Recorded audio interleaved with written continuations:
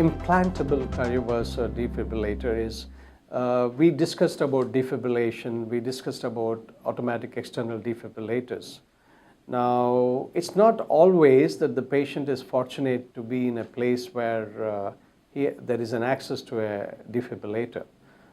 He may be on a train, or he may be traveling in a remote holiday destination.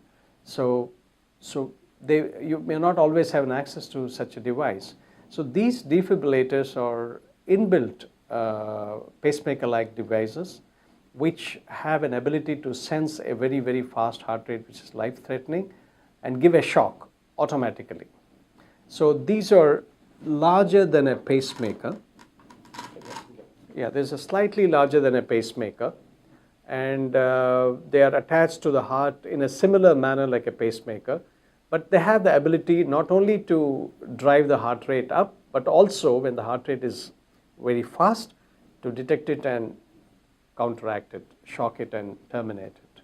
These are life-saving devices, and they're implanted in patients who are at risk of so-called sudden cardiac death. So this is useful in situations where the patient is at risk of sudden cardiac death. And this can happen in some situations where after a heart attack the heart function is very low. They're prone to sudden cardiac death, and usually we implant these devices prophylactically in such patients. There are certain patients with hereditary disorders of the heart called hypertrophic cardiomyopathy, long QT syndrome, where they're again at risk of sudden cardiac death, and they're very much helped by this device. This has been one of the greatest innovations in cardiology. This is implanted in the subcutaneous tissue and connected to the heart just like a pacemaker.